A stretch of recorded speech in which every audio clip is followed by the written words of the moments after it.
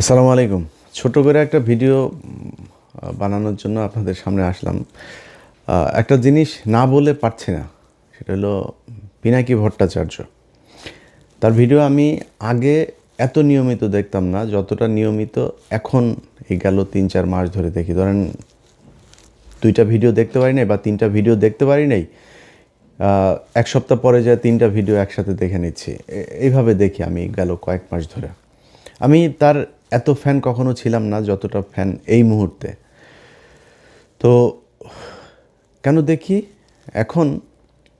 ধরেন আওয়ামী লীগ সরকার ক্ষমতায় ছিল, তখন হিন্দুরা যখন ব্যাপক সুযোগ সুবিধা নিত, পিনাকি ভট্টাচার্য দেশ ছাড়ল। তারপরে ফ্রান্সে আসার পরে ধারাবাহিকভাবে এই পুরো আওয়ামী লীগের সময়টা সে আওয়ামী লীগের বিরুদ্ধে কথা বলেছে, ভারতের বিরুদ্ধে কথা বলেছে, ভারতের পণ্য বয়কটের পক্ষে কাজ করেছে। এরপরে ক্ষমতা থেকে গেল, যাওয়ার পরে ইউনূস আসলো। ইউনূস আসার পরে কিন্তু আমাদের অনেক সুযোগ ছিল সরকারের সাথে মিলেমিশে, হ্যাঁ, পদে টদেও বসা যাইতো।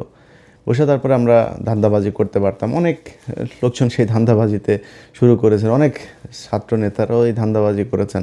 আজকে যারা এই যে মার খেলেন, এই ব্যক্তিরা কয়দিন আগে এনারা হাদি যখন মারা গেল তার পর বলেছিলাম যে বিপ্লবের যেটুক বাকি আছে হাদির লাশ কবরে যাওয়ার আগে সেটা করতে হবে। ওনারা তখন প্রথম আলো ডেইলি স্টারের অফিসে যায় সুশীল সাজলেন।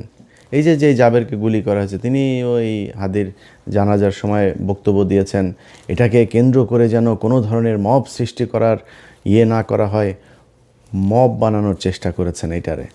ভাই, বাংলাদেশে এই ইন্ডিয়ার আপনার শাখা অফিস হলো গিয়া প্রথম আলো ডেইলি স্টার। এই প্রথম আলো ডেইলি স্টারের বিরুদ্ধে কাজ করা মানে মব সৃষ্টি করা না। ৩২ নম্বরে বসে বাকশাল তৈরি করা হয়েছে, ৩২ নম্বরে বসে পরিকল্পনা করা হয়েছে মানুষকে না খাইয়ে মারার। দুর্ভিক্ষে ২৭ লাখ মানুষকে হত্যা করা হয়েছে, ১৫,০০০ জাসদের নেতাকর্মীকে হত্যা করা হয়েছে এই ৩২ নম্বরে বসে পরিকল্পনায়। সো এটা হচ্ছে একটা অভিশপ্ত বাড়ি। এই বাড়িটার জন্য অনেকেই দেখায়, মায়া মমতা দেখায়, তারপরে আপনার মব সৃষ্টিকারী বানানোর চেষ্টা করেছেন। তারা আজকে রাস্তায় নেমেছেন। ভাই, আপনি ১.৫ মাস পরে কি মনে করে রাস্তায় নামলেন? আমার তো মনে হয় যে এই এখন নতুন করে যে নেমে এসছেন, কোনো না কোনো জায়গা থেকে ফান্ড দেওয়া হয়েছে। নির্বাচনের ৩ দিন আগে আপনি কিসের বিচার চাইতে আসছেন এখন? ৭ দিন নাই এই সরকার ক্ষমতায়, তাদের কাছে আপনি বিচারের জন্য এখন এসে নামলেন। এটার পিছনে একটা উদ্দেশ্য আছে। আমি সরকারের কাছ থেকে, পুলিশের কাছ থেকে যেটা শুনেছি, আওয়ামী লীগের লোকজন তাদেরকে টাকা পয়সা দিয়েছে এখানে কিছু নেতাকে দিয়া, তারপর তাদেরকে বসাইছে এখানে গ্যাঞ্জাম করার জন্য। তো এখন আপনি কিসের বিচার? হঠাৎ করে আইসা বিচার চাচ্ছেন? হাদির বিচার এই দেশে হবে না, হাদির খুনিও হবে না।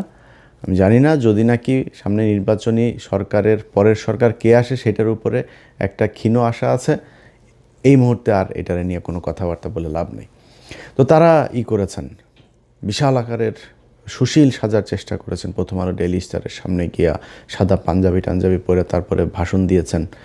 তো এগুলো তারা করেছেন। তারা হাড়ে হাড়ে টের পাবে প্রথম আলো ডেইলি স্টার কী জিনিস, উদীচী কী জিনিস, ছায়ানট কী জিনিস, প্রশিকা কী জিনিস। ওই উত্তরাতে একটা স্কুল আছে ডিপিএস, এই ডিপিএস এই টাইপের কিছু স্কুল, ইন্দিরা কালচারাল সেন্টার, এরকম কিছু জিনিস আছে উত্তরার। এই ডিপিএস দিল্লি আপনার পাবলিক স্কুল, এই স্কুলের ভেতরে যাদের সন্তানরা পড়ে, কোনো মুসলমান এই স্কুলে পড়তে দিয়েন না। এটা পুরো একটা রয়ের আড্ডাখানা। সেখানে ওইখানকার যেসব শিক্ষকরা আছে, এই শিক্ষকদের অনেকের বাড়িতে আপনার করা হয়, কি বলে, বৈঠক হয়।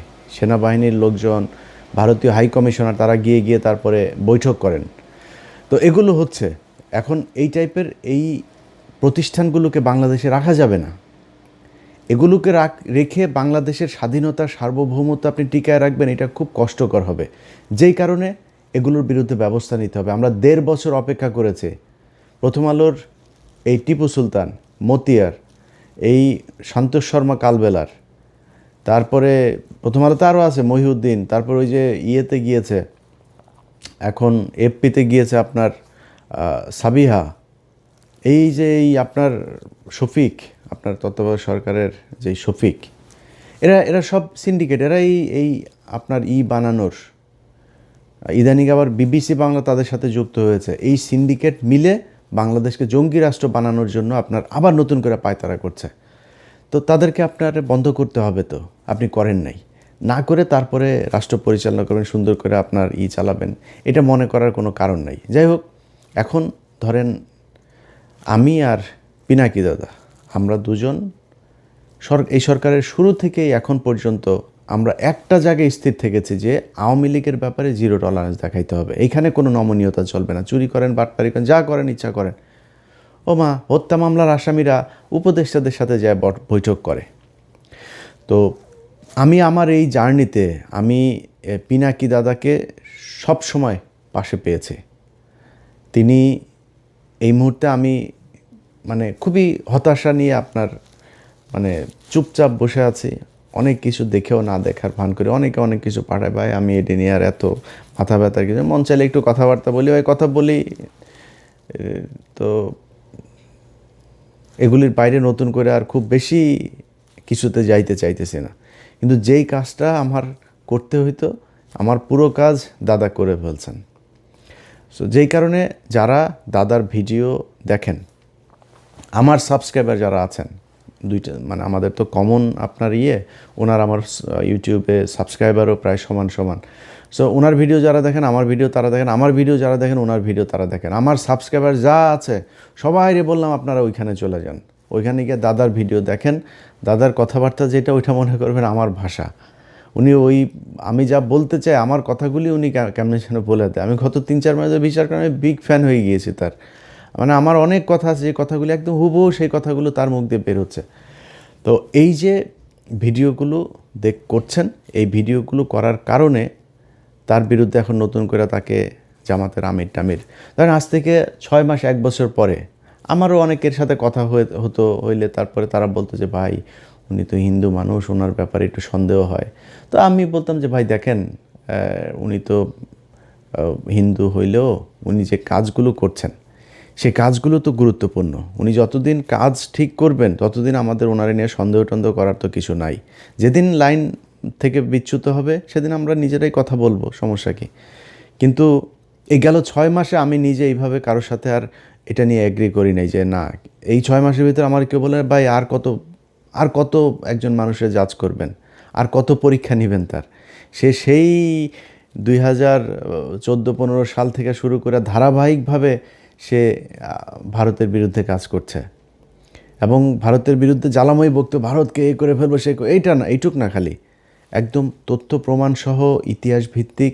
এইটা মানে আমাদের এই বাংলাদেশে বহু লোকজন আছে যারা আমাদেরকে ভিউ ব্যবসায়ী, তারপরে অনেক তুচ্ছতাচ্ছিল্য করে কথা বলেন। তাদের ভেতরে অনেকেই এখন ইউটিউবে, যেমন ধরেন মাসুদ কামাল এক সময় বলতো যে আমরা হইলাম গিয়া টাকা পয়সার জন্য ভিডিওতে কথা বলি। হ্যাঁ, মাসুদ কামালের যে ইউটিউব চ্যানেল আছে ওইটাতে মনিটাইজেশন করে নাই, 1 টাকাও উনি কামাই করেন না, ফ্রি সোশ্যাল সার্ভিস দেন। ভিডিও করার আগে মনিটাইজেশন কেমনে করা লাগে সেই হিসাব করে তারপরে শুরু করেছেন। যার সাথে কথা বলেন তিনি বলেছেন, ভাই কয়দিন পরপরই মানে মনিটাইজ হওয়ার আগে পাগল হয়ে গেছে, কবে হবে, কেমনে তাড়াতাড়ি করা যায়, হ্যাঁ, চিঠি আসে না কেন, কোড আসে না কেন গুগল থেকে, কত কিচ্ছা কাহিনী।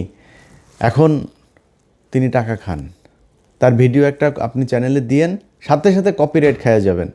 আমি ইলিয়াস একমাত্র অধম ব্যক্তি যিনি আমার ভিডিও নেয় কত মানুষ চালায়, 10,000, 20,000, 50,000 টাকা কামায়, কারোর ইলিয়াস কোনো দিন কপিরাইট দেয় নাই। অথচ আমরাই হইলাম গিয়া খুব অনাহারি, অভাবী, ইউটিউবের টাকা দিয়ে আমরা চালাই। এই ইউটিউবের টাকা তো খাই, আমার ইউটিউবের টাকা আমি খাবো না তো আপনি খাবেন? কিন্তু যারা এতদিন ধরে টাকার ব্যাপারে খুব দেখাইতেন, আমাদের অচ্ছুত একটা ভাব নিয়ে কথাবার্তা বলতেন, তারা আজকে টাকা খান কেন? ইউটিউবের মনিটাইজেশন অন করেছেন কেন আপনারা? চ্যানেল করার আগে মনিটাইজেশন অন করার চেষ্টা করেন। তো ওনাদের কাছে খুব খারাপ লাগে পিনাকি এখন যেগুলো বলে।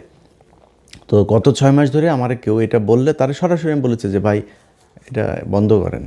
পিনাকি যদি, আমি জানি না সে এখনও হিন্দু আছে কিনা, যদি সে হিন্দু হয়ে থাকে তাহলে সে জেনুইন হিন্দু, অরিজিনাল হিন্দু যদি কেউ হয়ে থাকে তাকে তিনি বহুশ্বরবাদ হইতে পারবে না। তো এটা হিন্দু ধর্ম অনুযায়ী আপনাকে এক ঈশ্বরবাদ হইতে হবে। তো উনি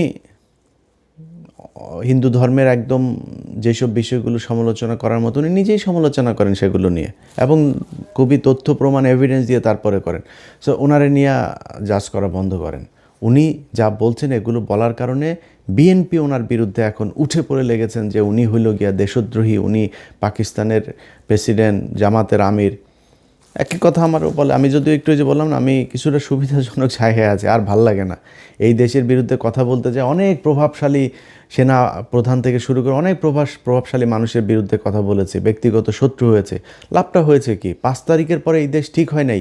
এই দেশ জীবনে কোনো দিন ঠিক হবে, মানে নিকট ভবিষ্যতে ঠিক হবে, এটা আমার মনে হয় না।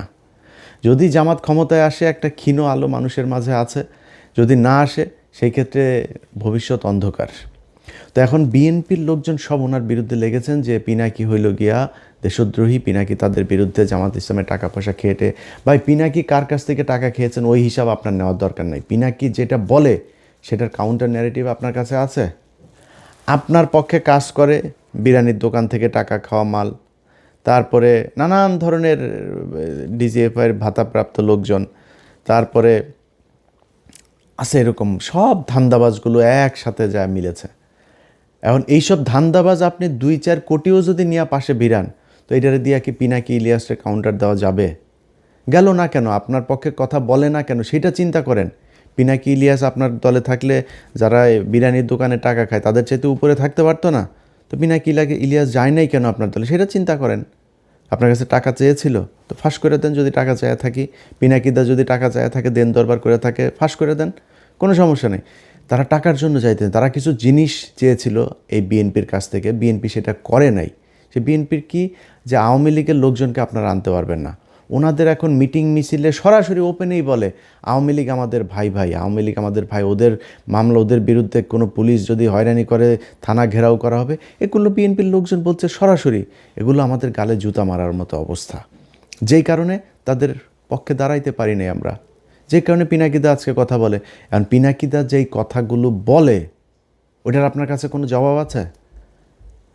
ও আপনি ফ্যামিলি কার্ড দিবেন, সেই ফ্যামিলি কার্ড দেওয়ার জন্য মানুষের কাছ থেকে কিছু জায়গায় টাকা নেওয়া হচ্ছে, কিছু জায়গায় বলা হচ্ছে এটা এটিএম মেশিনে ঢুকাইলে নাকি টাকা কচকচ করে বের হয়ে আসবে, কিছু জায়গায় বলে পান বিড়ি চা নাস্তা যা আছে সব ফ্রি দিবে, কেউ বলে চাল ফ্রি দিবে, কেউ বলে 200 টাকার বাজার করলে 100 টাকা ফ্রি। আরে ভাই, এই কী অবস্থা? ট্রিটমেন্ট করতে গেলেও বলে সেখানে এই কার্ড ঢুকায় তারপরে ট্রিটমেন্ট ফ্রি করা যাবে।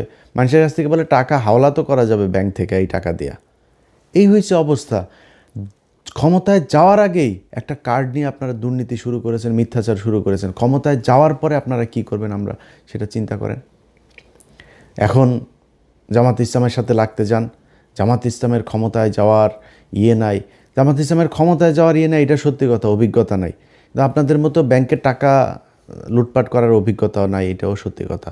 আপনাদের মতো বিদ্যুৎ না দেওয়া তারপরে আপনারা কিমি বিক্রি করেছেন, এগুলো সত্যি কথা। আর অনেক কিছু আছে যেগুলো আপনারা করছেন। তো এই যে কাজগুলো করেছেন, এটা তো জামাতের নাই। জামাত ইসলামের অভিজ্ঞতা আছে কিসের? জামাত ইসলাম তাদের সংগঠন, তাদের নিজস্ব প্রযুক্তি, নিজস্ব চিন্তা ভাবনা, নিজস্ব পলিসি দিয়ে সাউথ এশিয়ার ভেতরে শীর্ষস্থানে নিয়ে গিয়েছিল তাদের ইসলামী ব্যাংকে। তাদের প্রতিষ্ঠানে যান, কোনো গ্যাঞ্জাম আছে? তাদের প্রতিষ্ঠানে যান, কোনো লস আছে? তাদের প্রতিষ্ঠানে কোনো বিশৃঙ্খলা আছে? নাই। সবগুলো প্রতিষ্ঠান সুন্দরভাবে চলছে। তারা এই প্রতিষ্ঠানগুলো যদি সুন্দরভাবে চালাইতে পারে, তাহলে রাষ্ট্রটাকেও সুন্দরভাবে চালাইতে পারবে। তাদের ব্যাংক যদি এত সুন্দর হয়, আর সরকারি ব্যাংকগুলো প্রতি মুনাফা তারা টানাপোড়ানের ভেতরে আছে, সব সময় প্রতি বছরই বাংলাদেশ ব্যাংকের তাদেরকে আপনার দিতে হয়, পুঁজি দিতে হয়, না দিলে ব্যাংক বন্ধ হয়ে যাওয়ার মতো অবস্থা। আর ইসলামী ব্যাংক হু হু হু হু করে উঠেছে। এই গেল 15 বছরে হাসিনা যখন এই ব্যাংকে নিয়েছে, তখন আবার এটা লুটপাট শুরু হয়েছে, এটা নিচের দিকে অধঃপতন শুরু হয়েছে। আবার জামাত ইসলাম নিয়েছে, এখন আবার উপরের দিকে যাচ্ছে। তো তারা তো এই অভিজ্ঞতা দেখিয়েছে যে সৎ যোগ্য লোকজন দিয়ে কিভাবে তাদের প্রতিষ্ঠান পরিচালনা করা হয়, ওই লোকজন দিয়ে তারা রাষ্ট্র পরিচালনা করতে পারবে। এখন আপনি কি করতে পারবেন? আপনারা যারা চাঁদা নিয়ে বহিষ্কার হয়েছে তাদেরকে দলে এনেছেন, ঋণ খেলাপি যারা, সেই খেলাপি ঋণগ্রস্তদেরকে আপনি দলে মনোনয়ন দিয়েছেন। ভাই, বিএনপির রাজনীতি এখান থেকে বের হয়ে আসতে হবে। পিনাকি আর ইলিয়াসটা নিয়ে সারাদিন গুতাগুতি করে লাভ নাই। আপনারা নিজেদের পলিসি নিজেরা চেঞ্জ করতে হবে। যেই লোকজনকে দিয়ে আপনি টাকা পয়সা নিয়ে 5 কোটি টাকা নিয়ে আপনি মনোনয়ন দিয়েছেন, সে 50 কোটি টাকা ইনকাম করবে, এটাই স্বাভাবিক। একদম মানে জাস্ট একটু সুবিধাজনক জায়গায় থাকার জন্য বললাম।